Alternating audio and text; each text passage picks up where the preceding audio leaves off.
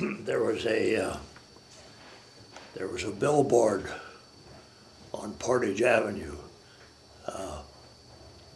tilted so as to face the oncoming traffic coming down Portage Avenue, and it was a giant billboard of John Diefenbaker, a huge picture of him staring at all.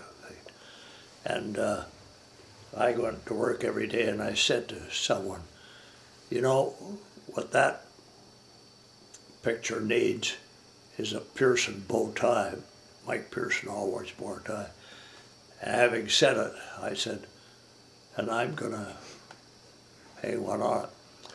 So I, with Gordon Osler's help, he lived over on Nanton Boulevard. In his garage, we built a giant, what was about 8 feet across, bow tie. So we got up about 4:30 in the morning, it was summertime, and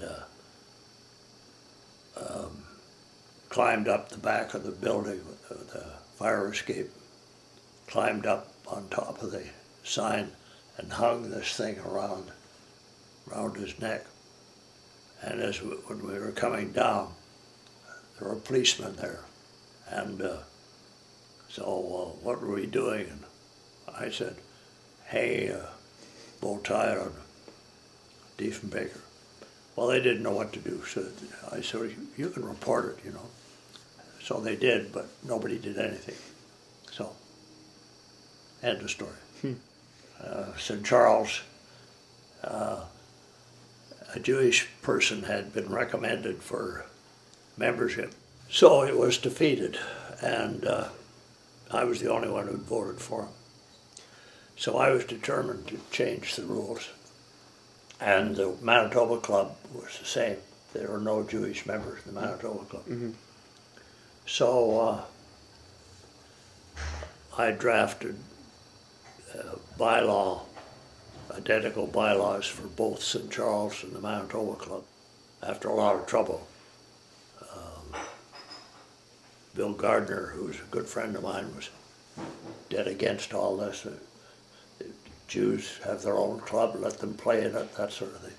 Anyway, I got both clubs to pass this rule that said, in effect, anyone who was proposed for membership, their names would be posted, and if anyone had any objection, they could fill out a card and present it to the board, and they'd have to give the reasons for their objection. And I got that passed at both clubs, and after it was passed, very close at Manitoba Club, I resigned. The secretary misunderstood, and he said, that's because of the vote. I said, sir?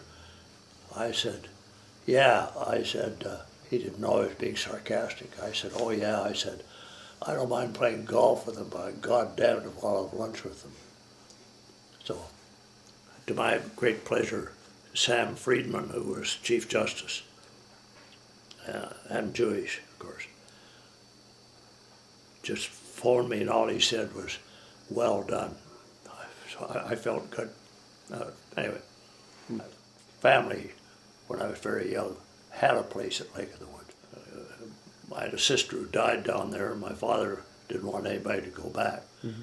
But I didn't go back till a couple of friends and mine went down in 1939 and spent the weekend, and I thought it was great. So the island was for sale. I bought the island for $5,000. So, no, sorry, I bought the island for $20,000, and I said there's got to be a boat, and there was. I knew he had to, so I bought the boat, the first boat the guy had for $5,000. So a friend of mine, George Montague, who was a young lawyer, he and I bought the sailboat, and had it put in the water at Clearwater Bay, he and I learned to sail. And we had far too many people aboard, and we almost turned it over. In fact, we did. We turned it on its side, and we had to walk up and get it up again. So anyway, but then I learned to sail. Did a lot of sailing.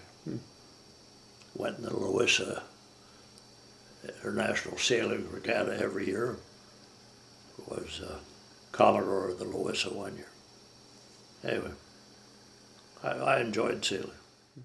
So I mean, I'm coming to the end. I've more or less exhausted all my questions. I suppose I'm just wondering if there are any stories you can think of that you might like to have recorded. Anything that comes to mind.